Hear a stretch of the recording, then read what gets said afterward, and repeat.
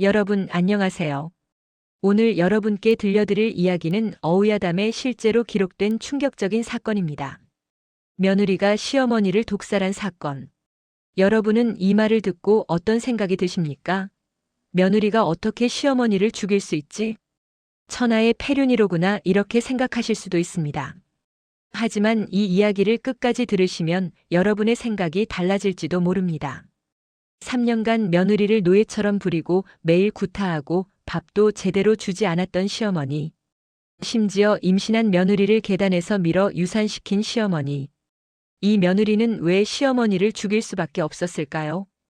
그리고 그녀는 어떻게 3개월 동안 아무도 눈치채지 못하게 시어머니를 독살할 수 있었을까요? 완벽한 효부로 칭송받으며 동시에 살인을 저지른 여인. 그 치밀한 복수의 시작부터 비극적인 결말까지 지금부터 들려드리겠습니다. 과연 여러분은 이 며느리를 악녀라고 부르시겠습니까? 아니면 희생자라고 부르시겠습니까? 판단은 여러분의 몫입니다. 때는 조선 중기 전라도 남원 고을에 박씨라는 23 처녀가 살고 있었습니다. 박씨의 집안은 대대로 선비를 배출한 양반가였지만 할아버지 대의 과거에 낙방하고 벼슬길이 막히면서 급격히 몰락했습니다. 아버지는 글만 읽을 줄 알았지 농사도 장사도 할 줄 몰랐습니다. 결국 박씨네 가족은 남의 땅을 빌려 농사를 짓는 가난한 양반으로 전락했습니다. 양반이라는 이름만 남았을 뿐 살림살이는 평민보다도 못했습니다. 박씨가 20이 넘자 아버지는 걱정이 태산 같았습니다. 딸아 미안하구나. 아비가 무능해서 내게 좋은 혼처를 찾아주지 못했다. 괜찮습니다, 아버지. 제가 무슨 대단한 사람입니까? 하지만 속으로는 두려웠습니다. 이대로 늙어서 시집도 못 가는 건 아닐까 하고요. 그러던 어느 날 중매쟁이가 박씨네 집을 찾아왔습니다. 영감님 좋은 혼처가 있습니다. 남원 읍내에서 포목전과 객주를 하는 김만석 댁입니다. 상인 집안 말이오? 그렇습니다. 하지만 돈이 아주 많습니다. 양반 집안 10집 재산을 합친 것보다 많을 겁니다. 박씨 아버지는 망설였습니다. 양반이 상인 집안에 딸을 시집 보낸다는 것은 체면이 깎이는 일이었습니다. 하지만 중매쟁이가 덧붙였습니다. 김만석 댁에서 양반집 며느리를 원합니다. 신분을 높이고 싶어 하시거든요. 예단도 후하게 주신답니다. 결국 박씨 아버지는 고개를 끄덕였습니다. 가난이 자존심을 이긴 것입니다. 알았소. 혼담을 진행하시오. 혼례날이 다가왔습니다. 박씨는 낡았지만 깨끗하게 빤 치마 저고리를 입고 가마에 올랐습니다. 어머니가 눈물을 흘리며 말했습니다. 애야, 시집 가서는 무엇보다 시어머니를 잘 모셔야 한다. 우리가 가난해서 내가 좋은 대로 시집 못 가는구나. 어머니 괜찮습니다.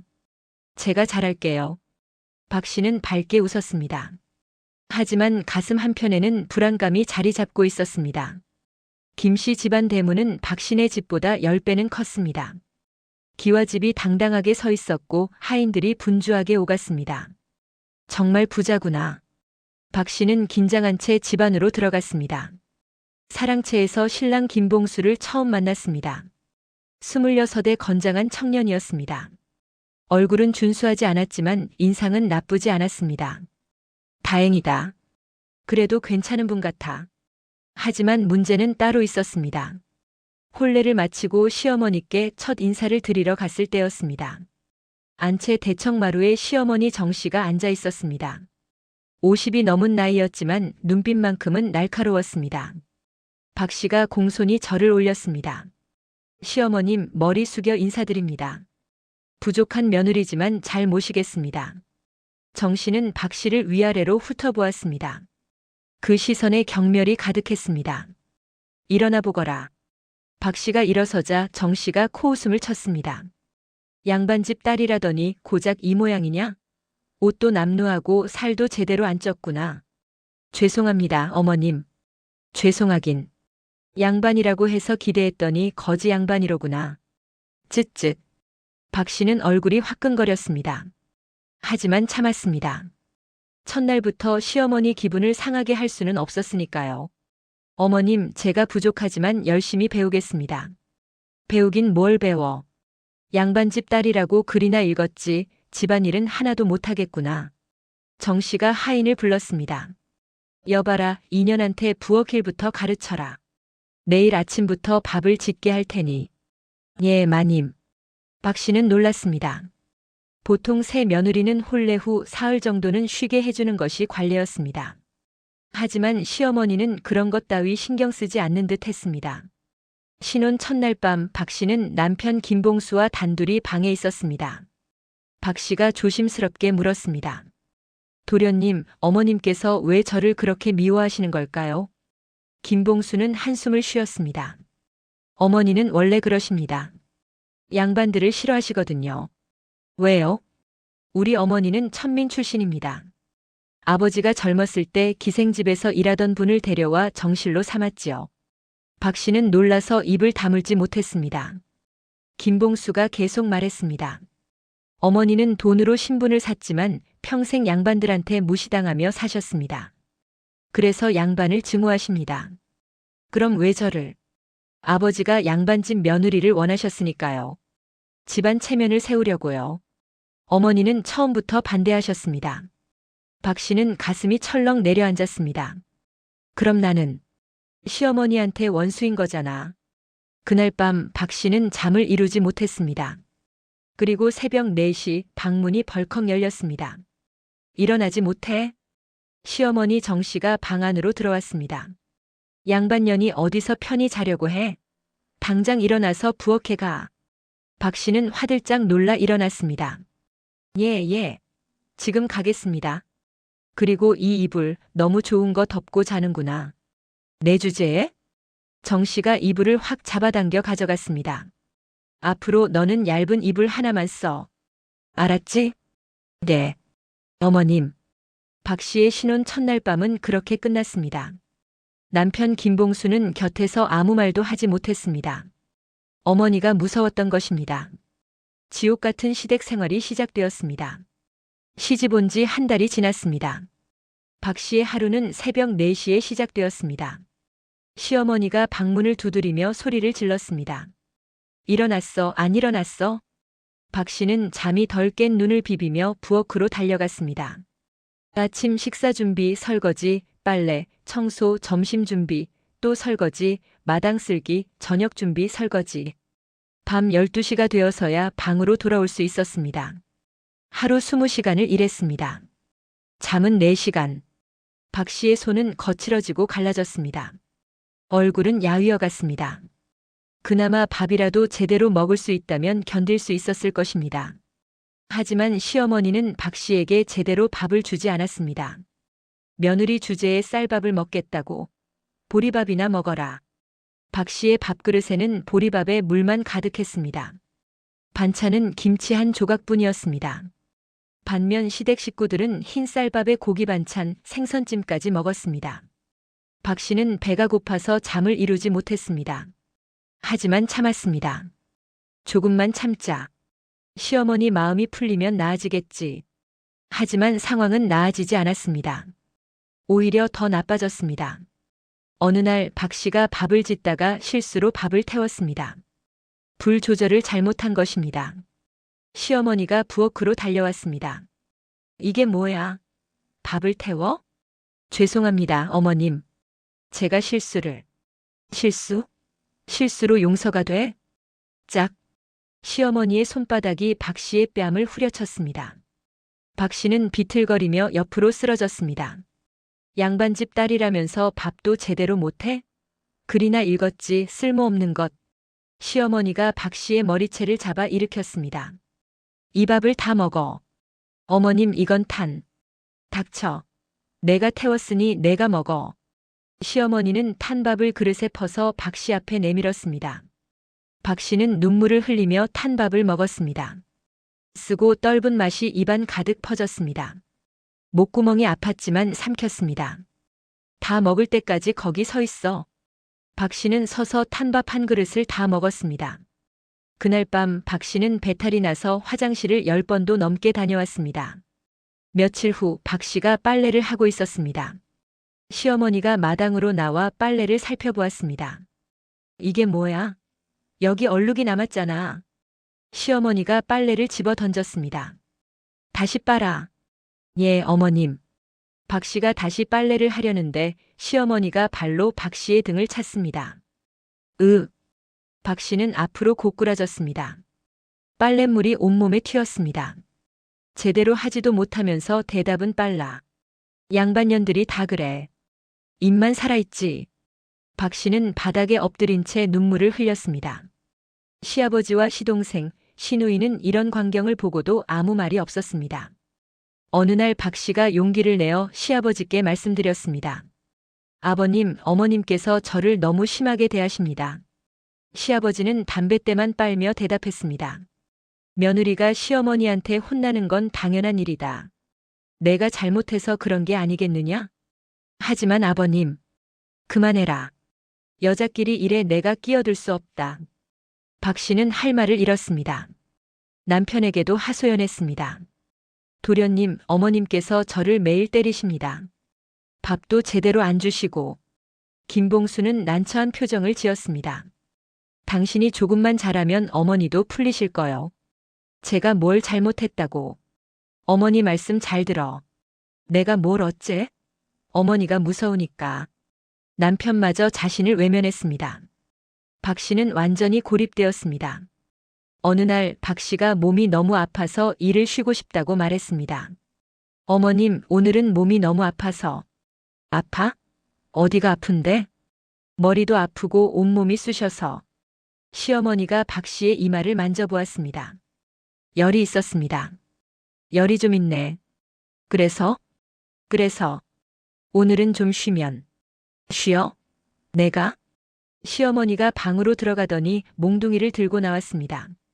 몸이 아프다고 일을 안 해? 이 게으른 년이. 몽둥이가 박 씨의 등을 내리쳤습니다. 으악. 아프면 더 열심히 움직여야 낫는 법이다. 몽둥이가 또 내려왔습니다. 박 씨의 어깨, 팔, 다리를 가리지 않고 때렸습니다. 박 씨는 바닥에 쓰러져 몸을 웅크렸습니다. 살려주세요. 어머님. 살려달라고? 일이나 해. 시어머니는 박 씨를 마당에 내버려 두고 들어갔습니다. 박 씨는 한참을 바닥에 누워 있었습니다. 온몸이 욱신거렸습니다. 하지만 일어나야 했습니다. 저녁 준비를 해야 했으니까요. 박 씨는 비틀거리며 일어나 부엌으로 갔습니다. 그날 밤 박 씨는 온몸에 멍을 보며 눈물을 흘렸습니다. 친정에 가고 싶다. 아버지, 어머니. 하지만 친정에 갈 수도 없었습니다. 시어머니가 허락하지 않았으니까요. 어느 날 박 씨가 친정에 편지를 쓰려고 했습니다. 몰래 종이를 구해서 글을 쓰기 시작했습니다. 아버지, 어머니. 저 박 씨입니다. 시댁 생활이 너무 힘듭니다. 그때 시어머니가 방문을 벌컥 열고 들어왔습니다. 뭐 하는 거야? 아무것도. 시어머니가 박 씨 손에서 편지를 빼앗았습니다. 친정에 편지를 쓴다고? 감히? 시어머니가 편지를 찢어버렸습니다. 내 부모가 뭔데? 거지들이 그런 것들한테 편지를 써? 어머님, 앞으로 친정 생각 마. 여긴 내 집이야. 평생 여기서 살 거야. 박 씨는 그날부터 친정을 포기했습니다. 밤마다 박 씨는 이불을 뒤집어 쓰고 조용히 울었습니다. 언젠가는 박 씨의 마음속에 무언가가 싹트기 시작했습니다. 그것은 복수에 대한 갈망이었습니다. 시집 온 지 2년이 흘렀습니다. 박 씨는 여전히 시어머니의 구박 속에서 하루하루를 견뎌냈습니다. 온몸에 멍이 들지 않은 날이 없었고 제대로 먹지 못해 몸은 앙상하게 말라갔습니다. 그러던 어느 날 박 씨는 자신의 몸에 변화가 있음을 느꼈습니다. 입덧이 시작된 것입니다. 아이를 가진 걸까? 박 씨는 조심스럽게 시어머니께 말씀드렸습니다. 어머님, 제가 아이를 가진 것 같습니다. 시어머니는 의원을 불러 맥을 짚게 했습니다. 축하드립니다. 석 달쯤 되셨습니다. 그 말에 집안이 잠시 들썩였습니다. 김 씨 집안의 대를 이을 손자가 생기는 것이었습니다.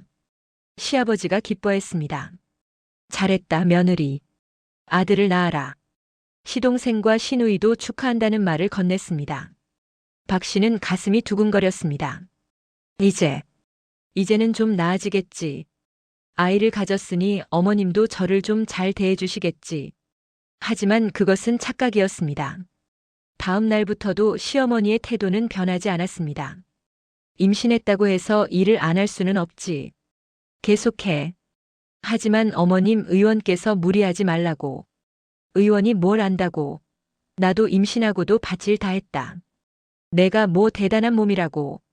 박 씨는 여전히 새벽 4시에 일어나 밤 12시까지 일해야 했습니다. 배가 불러오기 시작하자 허리가 아팠습니다. 다리도 부었습니다. 어느 날 박 씨가 무거운 물독을 나르다가 비틀거렸습니다. 어머님, 이건 너무 무거워서. 무겁긴 뭐가 무거워. 계집애들도 다 나르는데. 시어머니가 박 씨의 등을 떠밀었습니다. 박 씨는 비틀거리며 물독을 겨우 받쳐들었습니다. 배에 무리가 갔습니다. 아이야. 미안해. 조금만 참아라. 박 씨는 이를 악물고 일을 계속했습니다. 하지만 시어머니의 학대는 더욱 심해졌습니다. 내가 아들을 낳을지 딸을 낳을지 누가 아냐? 만약 딸을 낳으면 그때는 정말 가만 안 둔다. 그리고 내 같은 천한년이 우리 김씨 집안대를 잇는다는 게 배가 아프다. 양반년 주제에 박 씨는 말없이 참았습니다. 임신 5달째 되던 날이었습니다. 박 씨는 마루를 걸레질하고 있었습니다. 배가 무거워 허리를 굽히기도 힘들었습니다. 시어머니가 마루 위로 올라왔습니다. 제대로 안 닦였잖아. 여기 먼지 그대로네. 죄송합니다, 어머님. 다시 닦겠습니다. 다시 닦긴. 넌 항상 대충대충이야. 시어머니가 소리를 지르며 박 씨 쪽으로 다가왔습니다. 그 순간이었습니다. 시어머니가 박 씨의 어깨를 밀었습니다. 이것도 못하면서. 박 씨는 중심을 잃었습니다. 마루 끝에 서 있었기 때문에 뒤로 넘어갔습니다. 아! 박 씨는 마루 아래 계단으로 굴러떨어졌습니다. 쿵! 쿵! 쿵!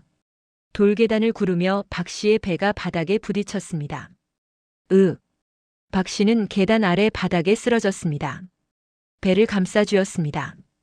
시동생 김봉국이 달려왔습니다. 형수님, 괜찮으세요? 배가 아파요. 박 씨의 치마 사이로 피가 흐르기 시작했습니다. 피가, 어머니, 형수님이 피를 흘립니다. 시어머니는 마루 위에서 내려다보며 말했습니다. 내가 밀었나? 내가 알아서 넘어진 거지. 조심성이 없어서. 어머니, 지금 그런 말씀 하실 때입니까? 형수님을 방으로 옮겨야죠. 김봉국과 하인들이 박 씨를 안채 방으로 옮겼습니다. 의원이 급히 불려왔습니다. 의원이 맥을 짚고는 고개를 저었습니다. 아이가 위험합니다. 이미 많이 다쳤습니다. 그날 밤 박 씨는 극심한 진통 속에서 아이를 유산했습니다. 으악! 박 씨의 비명이 집안을 울렸습니다. 피가 이불을 적셨습니다. 5달 된 아이는 세상 빛도 보지 못하고 죽었습니다. 의원이 죽은 아이를 천으로 싸서 내보냈습니다. 박 씨는 핏물이 흐르는 이불 위에 누워 멍하니 천장을 바라보았습니다. 눈물도 나오지 않았습니다. 그저 텅 빈 느낌만 들었습니다. 남편 김봉수가 방으로 들어왔습니다. 여보, 괜찮소? 박 씨는 대답하지 않았습니다. 아이를 잃어서 나도 안타깝소. 하지만 어쩔 수 없지 않소. 박 씨가 남편을 돌아보았습니다. 도련님은 어머님이 저를 밀어서 제가 떨어진 걸 아십니까? 그건 어머니가 일부러 그런 건 아닐 거요. 일부러 안 했다고요? 박 씨의 목소리가 떨렸습니다. 어머님이 저를 밀었어요. 제 어깨를 확 밀었단 말이에요. 목소리 낮춰. 어머니가 들으시면 어쩌려고. 김봉수는 아내를 위로하는 것이 아니라 어머니가 들을까봐 걱정하고 있었습니다. 도련님, 며느리가 조심했어야지. 임신했으면 더 조심해야 하는 거 아니요? 박 씨는 입을 다물었습니다. 남편마저도 자신의 편이 아니었습니다. 김봉수가 방을 나갔습니다. 박 씨는 혼자 남았습니다. 다음 날 시어머니가 박 씨 방으로 들어왔습니다. 일어나거라. 아이 잃었다고 언제까지 누워 있을 거야? 일해야지. 박 씨가 시어머니를 올려다보았습니다. 어머님, 어머님이 저를 밀었잖아요. 뭐? 내가 널 밀었다고. 제 어깨를 밀었어요. 그래서 제가 떨어졌어요. 어머님이 제 아이를 죽인 거예요. 짝. 시어머니의 손바닥이 박 씨의 뺨을 후려쳤습니다. 이 미친년이 감히 시어머니한테 대들어? 제 아이를 돌려주세요. 박 씨가 울먹이며 말했습니다. 내가 몸 관리를 못해서 아이를 잃은 거지. 그걸 내 탓으로 돌려? 이 뻔뻔한 년. 시어머니가 박 씨의 머리채를 잡아 들어 올렸습니다. 아이고, 내 같은 년이 무슨 자식을 낳아? 어차피 쓸모없는 것만 낳았을 거야. 시어머니는 박 씨를 바닥에 내동댕이 쳤습니다. 내일부터 일 나와. 알았지? 시어머니가 방을 나갔습니다. 박 씨는 바닥에 쓰러진 채 몸을 떨었습니다. 분노가 치밀어 올랐습니다. 2년을 반드시. 박 씨는 천천히 일어났습니다. 부엌으로 갔습니다. 칼이 보였습니다. 박 씨는 칼을 집어들었습니다. 날이 시퍼렇게 빛났습니다. 지금 당장 전현을 찔러버릴까. 하지만 박 씨는 칼을 천천히 내려놓았습니다. 아니야. 이렇게 하면 안 돼. 나만 죽어. 박 씨의 눈빛이 변했습니다. 똑똑하게 해야 해. 아무도 모르게. 아무도 의심하지 못하게. 그날 밤 박 씨는 복수를 계획하기 시작했습니다. 유산 후 일주일이 지났습니다. 박 씨는 다시 일터로 나왔습니다. 몸은 아직 회복되지 않았지만 시어머니가 허락하지 않았습니다. 하지만 박 씨의 태도가 달라졌습니다. 어머님, 아침 진지 드십시오. 박 씨가 공손하게 상을 차려 시어머니 앞에 놓았습니다. 시어머니가 의아한 표정으로 박 씨를 바라보았습니다. 갑자기 왜 이래? 제가 잘못 생각했습니다, 어머님. 아이를 잃은 것도 제가 조심하지 못한 탓입니다. 그래, 내가 이제야 정신을 차렸구나. 박 씨는 고개를 숙였습니다. 앞으로는 더욱 열심히 어머님을 모시겠습니다. 시어머니는 흡족한 표정을 지었습니다. 그래야지. 며느리가 시어머니를 잘 모셔야 집안이 편한 법이다. 그날부터 박 씨의 행동이 완전히 바뀌었습니다. 시어머니가 부르기 전에 먼저 다가가 여쭤보았습니다. 어머님, 불편하신 데는 없으십니까? 어머님, 오늘은 날씨가 쌀쌀하니 따뜻한 차를 드시는 게 어떠십니까? 어머님, 제가 발 주물러 드릴까요? 시어머니는 처음에는 의심스러웠지만 점점 박 씨의 태도에 익숙해졌습니다. 그래, 이제야 며느리답게 구는구나. 일주일 후 박 씨는 시어머니께 제안했습니다. 어머님, 요즘 어머님께서 소화가 안 되신다고 하셨죠? 그래. 나이가 드니 속이 자꾸 더부룩하구나. 제가 좋은 약재차를 알고 있습니다. 친정 어머니께서 늘 드시던 건데 소화에 아주 좋습니다. 그래? 그럼 한번 끓여보거라. 박 씨는 장에 나가 약재를 샀습니다. 당귀, 천궁, 작약, 감초. 모두 보약에 쓰이는 것들이었습니다. 하지만 박 씨는 한 가지를 더 샀습니다. 약재상 구석에 놓인 쥐약이었습니다. 이거 주세요. 쥐약입니까? 댁에 쥐가 많습니까? 예, 부엌에 쥐가 너무 많아서요. 박 씨는 쥐약을 치마폭에 숨겨 집으로 돌아왔습니다. 밤이 되자 박 씨는 자기 방에서 조심스럽게 쥐약병을 꺼냈습니다. 작은 종이에 쥐약을 조금 덜어냈습니다. 손톱만큼 적은 양이었습니다. 너무 많이 넣으면 들킬 거야. 아주 조금씩, 아주 천천히. 박 씨는 작은 수첩을 꺼냈습니다. 친정에서 가져온 것으로 시를 쓰던 수첩이었습니다. 박 씨는 수첩에 글을 적었습니다. 첫날 쥐약 한 방울. 증상을 지켜볼 것. 다음 날 아침 박 씨는 시어머니께 약재차를 끓여드렸습니다. 어머님, 오늘부터 이 차를 드시면 소화가 좋아지실 겁니다. 그래, 고맙구나. 시어머니가 차를 받아 마셨습니다. 박 씨는 숨을 죽이고 지켜보았습니다. 그날 하루 시어머니는 아무 증상도 보이지 않았습니다. 박 씨는 밤에 수첩에 적었습니다. 첫날 증상 없음. 내일은 2방울. 이튿날 박 씨는 쥐약을 2방울 넣었습니다. 시어머니는 여전히 아무렇지도 않았습니다. 역시 아주 조금씩이라 몸에 쌓여야 하는구나. 박 씨는 매일 아침 시어머니께 약재차를 끓여드렸습니다. 그리고 매일 밤 쥐약의 양을 조금씩 늘렸습니다. 한 달이 지났습니다. 시어머니가 처음으로 증상을 보였습니다. 며느리, 오늘 속이 좀 거북하구나. 박 씨는 걱정스러운 표정을 지었습니다. 어머님 괜찮으세요? 제가 소화제를 드릴까요? 아니다. 그냥 좀 쉬면 되겠지. 박 씨는 안도했습니다. 시작됐어. 이제부터가 시작이야. 밤에 박 씨는 수첩에 적었습니다. 30일째 소화불량 증상 시작. 계획대로 진행 중. 박 씨는 시어머니를 더욱 정성스럽게 모셨습니다. 어머님, 제가 등 주물러 드릴게요. 어머님, 오늘은 제가 특별히 죽을 끓여 드렸어요. 어머님, 몸이 안 좋으시니 푹 쉬세요. 제가 모든 일 다 할게요. 시어머니는 박 씨의 효심에 감동했습니다.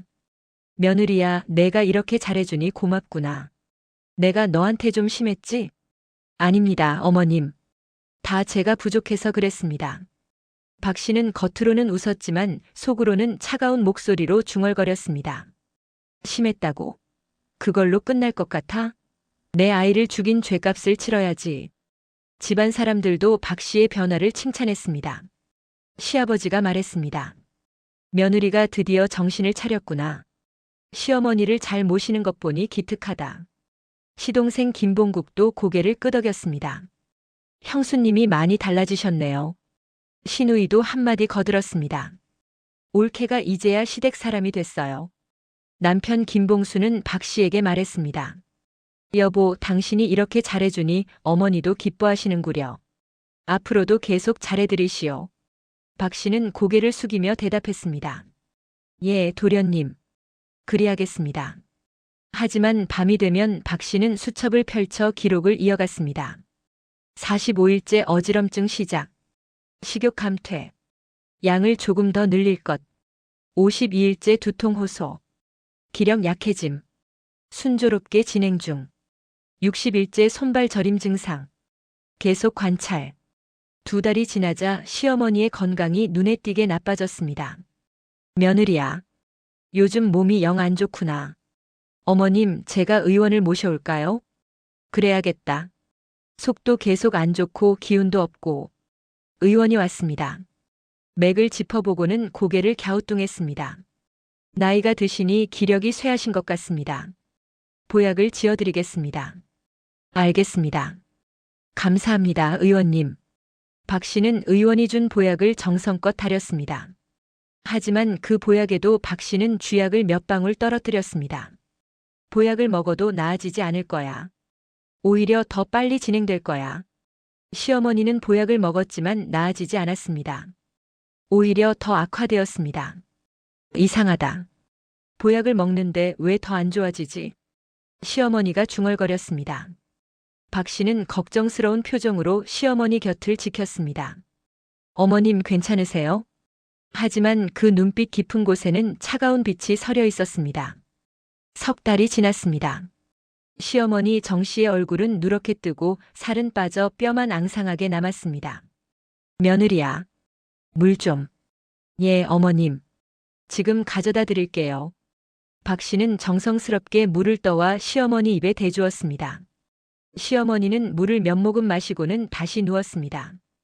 고맙다, 며느리야. 내가 없었으면 내가 어쩔 뻔했니? 무슨 말씀을요, 어머님. 당연한 일입니다. 박 씨는 시어머니의 이불을 다시 덮어주었습니다. 시어머니가 박 씨의 손을 잡았습니다. 며느리야. 내가 너한테 미안하다. 어머님. 내가 너를 너무 심하게 대했지. 특히 아이를 잃게 한 건. 정말 미안하구나. 박 씨의 눈에 눈물이 맺혔습니다. 하지만 그것은 감동의 눈물이 아니었습니다. 분노의 눈물이었습니다. 지금 와서 미안하다고. 내 아이는 돌아오지 않아. 3년간 나를 개만도 못하게 다룬 건 어떻게 할 건데? 박 씨는 겉으로만 눈물을 닦으며 말했습니다. 어머님, 그런 말씀 마세요. 다 지난 일입니다. 고맙다. 정말 효부를 얻었구나. 시어머니는 박 씨의 손을 꼭 쥐었습니다. 박 씨는 그 손을 부드럽게 쓰다듬으며 속으로 중얼거렸습니다. 조금만 더 참아. 의원이 다시 불려왔습니다. 이번에는 더 유명한 의원이었습니다. 이상합니다. 보약을 드셨는데 오히려 더 악화되셨군요. 왜 그런 겁니까, 의원님?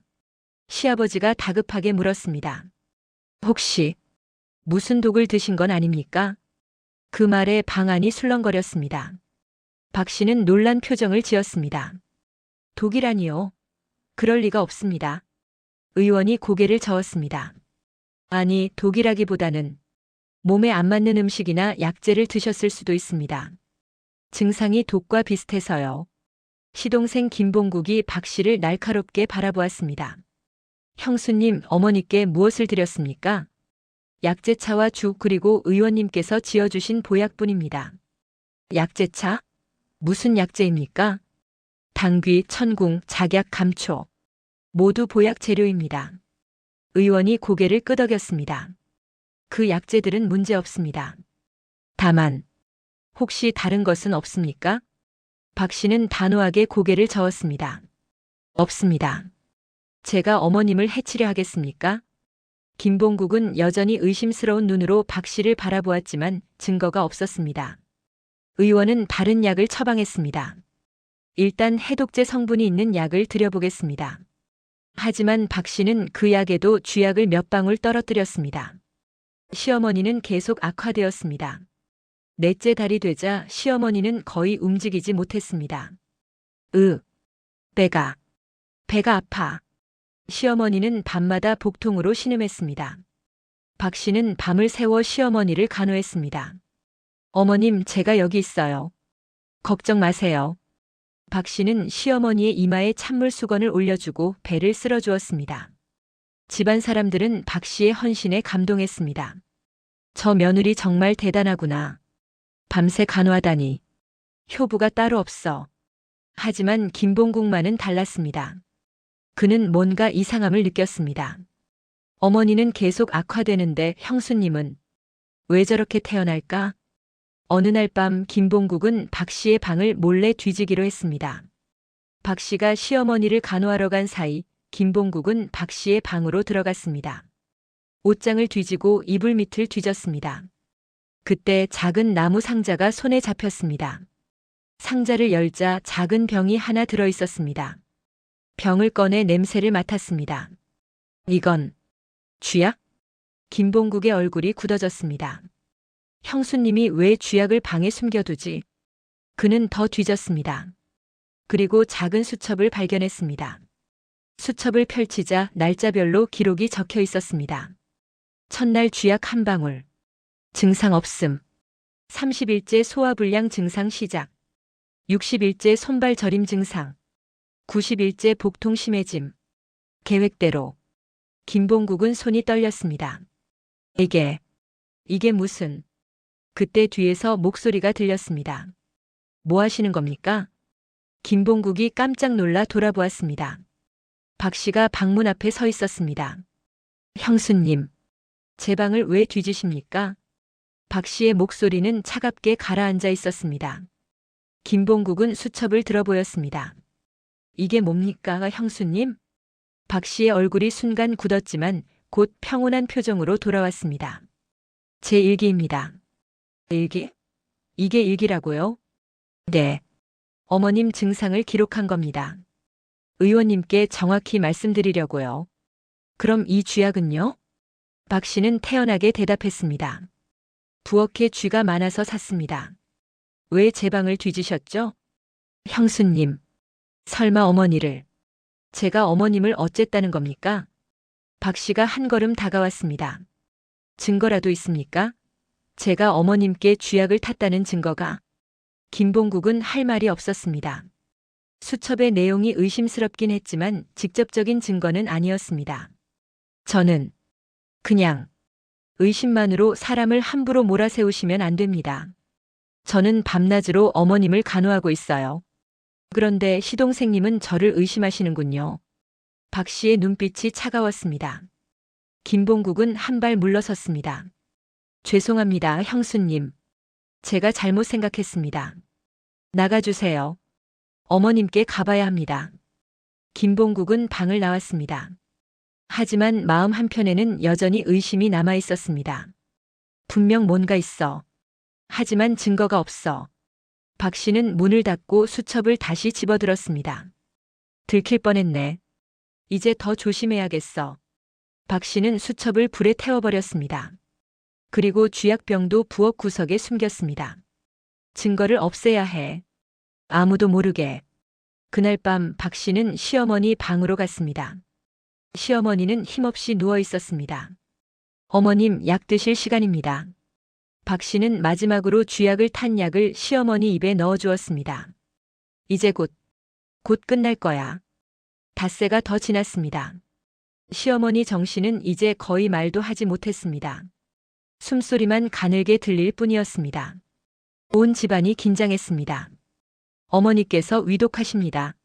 아들이 다급하게 소리쳤습니다. 의원이 또다시 불려왔습니다. 이번에는 한양에서 유명하다는 의원까지 왔습니다. 하지만 의원은 고개를 저었습니다. 이미 손을 쓸 수 없습니다. 각오하셔야 할 것 같습니다. 그럴 수가. 대체 무슨 병입니까? 정확히는 모르겠습니다. 증상으로 보면 독과 비슷한데 무슨 독인지 알 수가 없습니다. 독이라니, 누가 우리 어머니를 독살했단 말입니까? 아들이 소리쳤습니다. 의원이 조심스럽게 말했습니다. 독이라기보다는 몸에 해로운 무언가를 오래 드셔서 쌓인 것 같습니다. 아주 천천히 진행되었기 때문에 알아채기 어려웠을 겁니다. 그 말에 김봉국이 박 씨를 쳐다보았습니다. 박 씨는 태연하게 시어머니 곁을 지키고 있었습니다. 그날 밤 시어머니의 상태가 급격히 악화되었습니다. 시어머니는 극심한 복통에 몸부림쳤습니다. 입에서 거품이 나왔습니다. 어머니, 온 가족이 방으로 달려왔습니다. 박 씨는 시어머니를 끌어안으며 울었습니다. 어머님, 정신 차리세요. 어머님, 눈물이 주르륵 흘러내렸습니다. 시어머니는 박 씨를 힘없이 바라보았습니다. 며느리야. 예, 어머님. 제가 여기 있어요. 고맙다. 너. 효부다. 시어머니의 손이 축 늘어졌습니다. 숨이 끊어진 것입니다. 어머니. 시아버지가 통곡했습니다. 김봉수와 김봉국, 신우이도 모두 울었습니다. 박 씨는 시어머니의 시신을 끌어안고 가장 크게 울었습니다. 어머님, 어머님, 저를 두고 어디 가세요? 제가 더 잘할 걸 그랬어요. 제가 더 정성껏 모실 걸 그랬어요. 박 씨의 울음소리가 집안을 가득 채웠습니다. 아무도 박 씨를 의심하지 않았습니다. 가장 헌신적으로 간호했던 사람이었으니까요. 김봉국만이 박 씨를 뚫어지게 바라보았습니다. 저 눈물이 진짜일까? 장례 준비가 시작되었습니다. 박 씨는 상주인 시아버지와 남편을 도와 모든 일을 처리했습니다. 문상객들이 왔습니다. 정 씨 부인께서 돌아가셨다니 안타깝습니다. 그나마 효부 며느리를 두셔서 편히 가셨겠습니다. 맞습니다. 저 며느리가 밤낮으로 간호했다던데요. 정말 효부로구나. 박 씨는 문상객들 앞에서 무릎을 꿇고 절을 올렸습니다. 고맙습니다. 어머님께서 편히 가시도록 기도해 주십시오. 눈은 빨갛게 충혈되어 있었고 목소리는 쉬어 있었습니다. 모두가 박 씨의 효심에 감동했습니다. 저런 며느리를 얻어야 하는데 우리 며느리도 저렇게 했으면 좋겠구먼. 장례 기간 3일 동안 박 씨는 단 한 번도 자리를 뜨지 않았습니다. 시어머니의 영정 앞에서 울고 제사상을 차리고 문상객을 맞았습니다. 시아버지가 박 씨의 손을 잡았습니다. 며느리야, 내 덕분에 네 시어머니가 편히 가셨다. 고맙구나. 아닙니다, 아버님. 제가 더 잘했어야 했는데 제 정성이 부족해서 어머님을 살리지 못했습니다. 박 씨는 또다시 눈물을 흘렸습니다. 아니다. 내가 최선을 다했다. 모두가 알고 있다. 장례를 치르는 날 박 씨는 상여 뒤를 따라 걸었습니다. 하얀 상복을 입고 머리에는 흰 천을 둘렀습니다. 걸으면서도 눈물을 흘렸습니다. 사람들이 수군거렸습니다. 저 며느리 정말 효부로구나. 시어머니가 돌아가셨는데 저렇게 슬퍼하다니. 우리도 저런 며느리를 얻어야 하는데. 박 씨는 그 말들을 들으며 속으로 웃었습니다. 바보들. 아무것도 모르면서. 시어머니는 마을 뒷산에 묻혔습니다. 박 씨는 무덤 앞에서 마지막 절을 올렸습니다. 어머님 편히 가십시오. 하지만 속으로는 전혀 다른 말을 중얼거렸습니다. 지옥에 가서도 고통받아. 내가 당한 것처럼. 장례가 끝나고 집으로 돌아왔습니다. 모두가 지쳐서 각자 방으로 들어갔습니다. 박 씨도 자기 방으로 돌아왔습니다. 문을 닫고 박 씨는 거울 앞에 섰습니다. 거울 속에 자신을 바라보았습니다. 그리고 천천히 미소를 지었습니다. 눈물로 젖어있던 얼굴에 차가운 미소가 번졌습니다. 드디어 죽었어. 박 씨는 작게 웃었습니다. 3년을 기다렸어. 내 아이의 원수를 갚았어. 박 씨는 옷장에서 태우지 못한 쥐약병을 꺼냈습니다. 병을 들여다보며 중얼거렸습니다. 이 작은 것이 저 악독한 년을 죽였지. 박 씨는 쥐약병을 창밖으로 던져버렸습니다. 연못 속으로 빠져들어가는 소리가 들렸습니다. 이제 증거도 없어. 아무도 모를 거야. 박 씨는 이불 위에 누웠습니다. 처음으로 편안한 잠을 잘 수 있을 것 같았습니다. 하지만 박 씨는 몰랐습니다. 방문 밖에서 누군가 모든 것을 듣고 있었다는 것을. 김봉국이었습니다. 그는 박 씨를 의심해서 몰래 지켜보고 있었던 것입니다. 김봉국의 얼굴이 굳어졌습니다. 역시 형수님이 어머니를 죽였어. 그는 주먹을 꽉 쥐었습니다. 형님께 말씀드려야 해. 아니, 관가에 알려야 해. 하지만 김봉국은 망설였습니다. 증거가 없었습니다. 쥐약병은 연못에 버렸고 수첩도 태워버렸습니다. 자신이 들은 독백만으로는 부족했습니다. 증거를 찾아야 해. 김봉국은 조용히 자기 방으로 돌아갔습니다. 그날 밤 두 사람 모두 잠을 이루지 못했습니다. 박 씨는 복수의 성공에 흥분해서, 김봉국은 어머니의 원수를 갚을 방법을 생각하느라 폭풍전야였습니다. 머지않아 진실이 세상에 드러날 것이었습니다.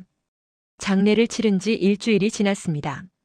김봉국은 증거를 찾기 위해 밤낮으로 움직였습니다. 먼저 박 씨가 자주 가던 약재상을 찾아갔습니다. 노파님, 제 형수님이 여기서 약재를 샀는지 기억하십니까? 약재상 노파가 고개를 끄덕였습니다.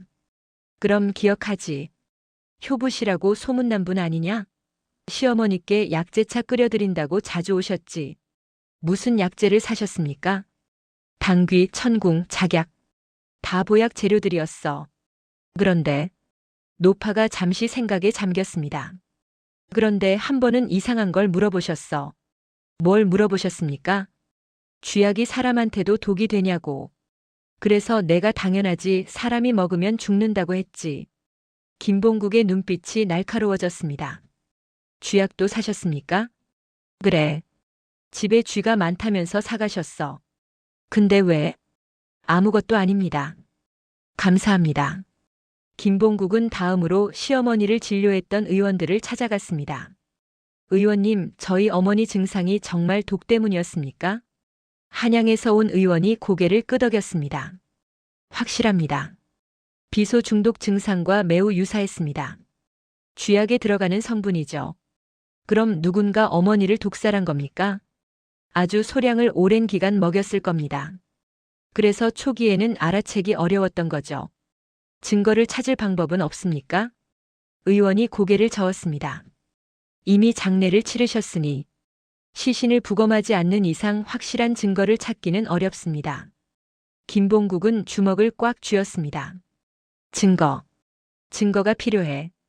그날 밤 김봉국은 연못가로 갔습니다. 박 씨가 창밖으로 무언가를 던진 것을 봤기 때문입니다. 달빛 아래 연못을 들여다보았습니다. 여기 어딘가에 쥐약병이 있을 거야. 김봉국은 옷을 벗고 연못에 들어갔습니다. 차가운 물속에서 바닥을 더듬었습니다. 한참을 찾았습니다. 그리고 마침내 작은 병을 손에 쥐었습니다. 물 밖으로 나와 병을 확인했습니다. 쥐약병이 맞았습니다. 아직 안에 조금 남아 있었습니다. 드디어 증거를 찾았어. 김봉국은 다음 날 형 김봉수를 찾아갔습니다. 형님, 할 말이 있습니다. 무슨 일이냐? 형수님이 어머니를 죽였습니다. 김봉수의 얼굴이 굳어졌습니다. 무슨 헛소리냐?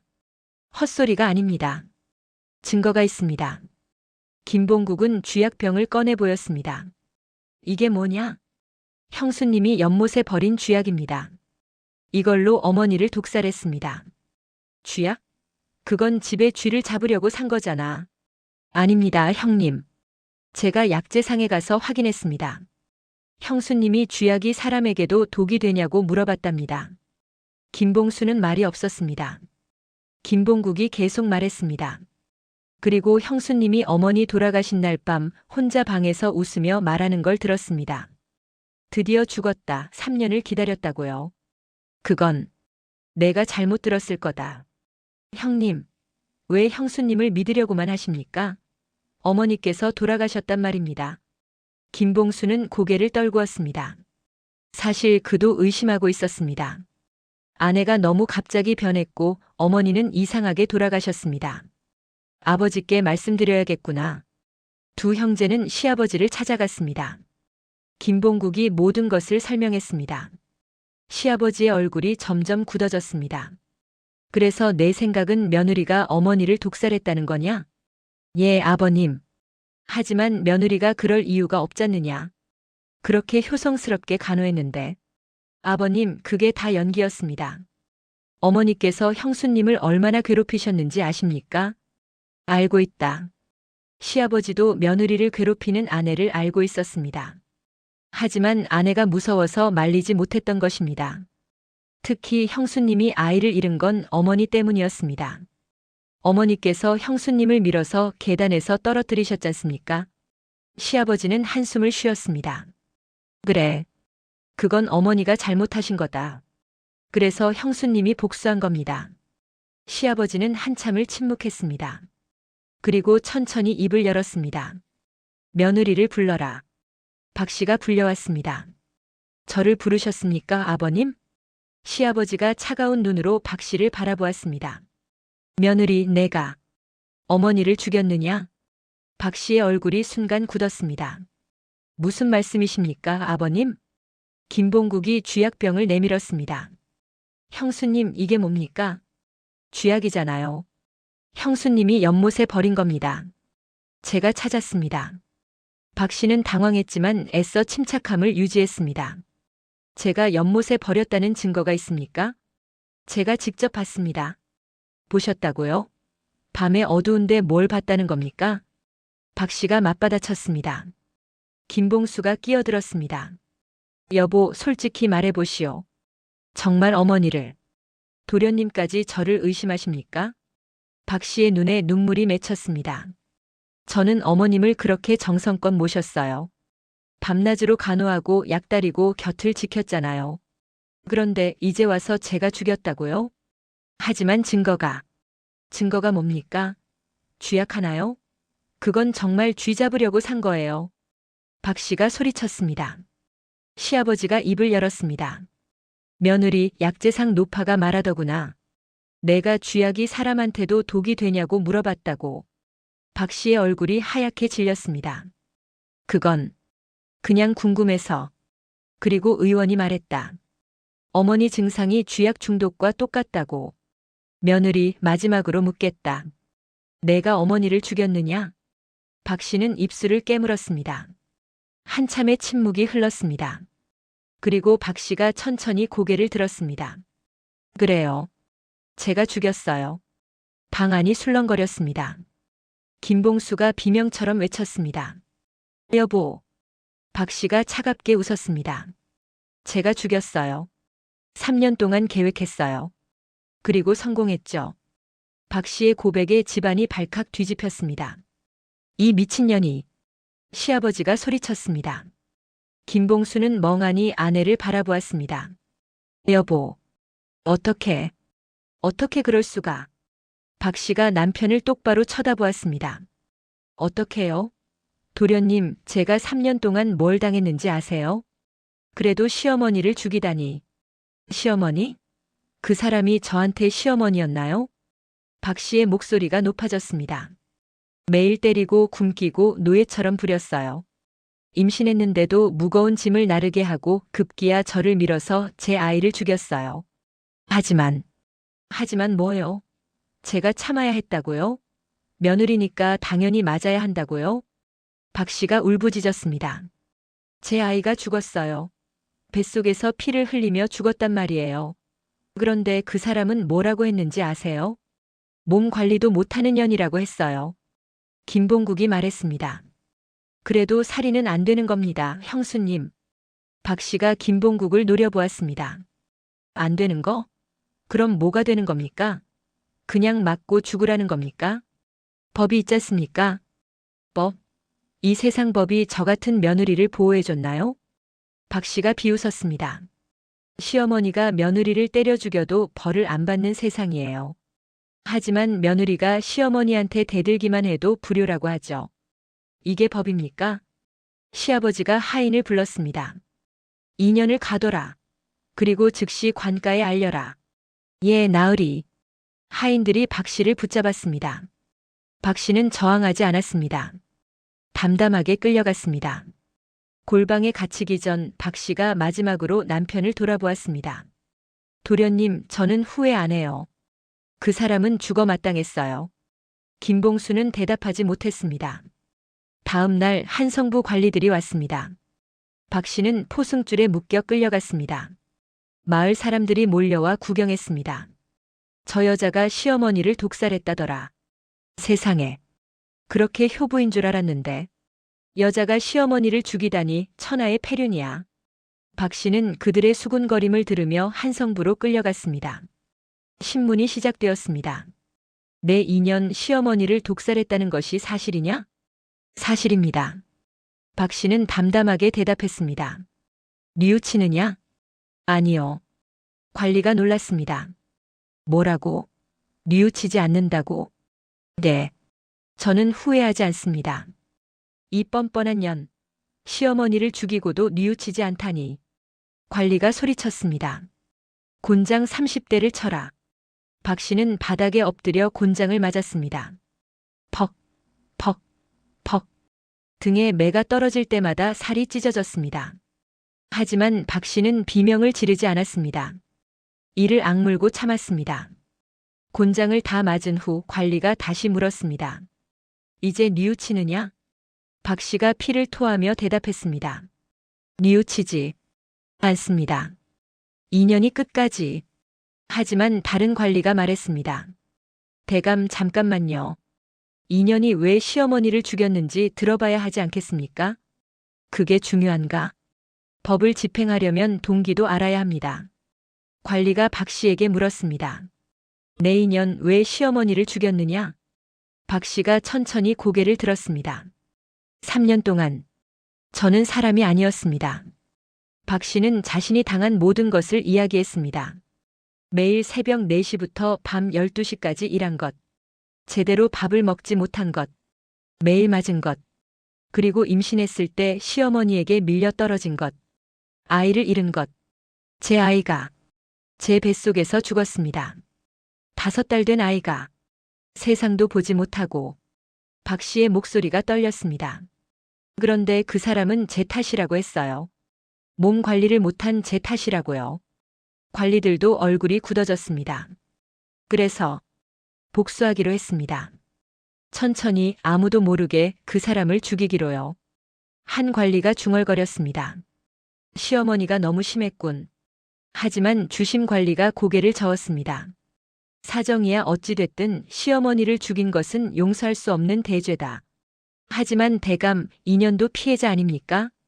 피해자? 며느리가 시어머니한테 구박받는 건 당연한 일이다. 그걸 참지 못하고 살인을 저질렀으니 더 큰 죄다. 결국 판결이 내려졌습니다. 박 씨, 내년은 시어머니를 독살한 죄로 능지처참에 처한다. 능지처참.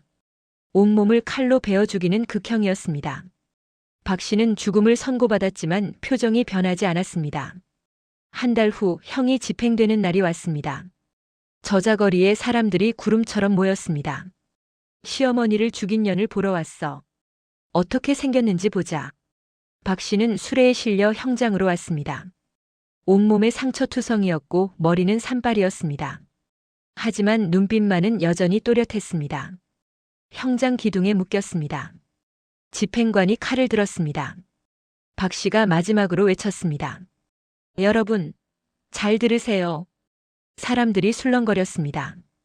저는 시어머니를 죽였습니다. 하지만 후회하지 않아요. 전연이 끝까지. 3년 동안 저는 개만도 못한 취급을 받았어요. 제 아이까지 죽였어요. 그래도 참았어야지. 어떤 사람이 소리쳤습니다. 박 씨가 그 사람을 똑바로 쳐다보았습니다. 참으라고요? 당신 딸도 그렇게 당해도 참으라고 하시겠어요? 사람들이 조용해졌습니다. 박 씨가 계속 말했습니다. 이 세상은 며느리를 사람으로 보지 않아요. 그냥 집안 노비일 뿐이에요. 하지만 며느리도 사람입니다. 아픔을 느끼고 분노하고 복수할 수 있는 사람이에요. 여러분 기억하세요. 며느리를 괴롭히면 언젠가 복수당할 수 있다는 걸. 집행관이 칼을 내렸습니다.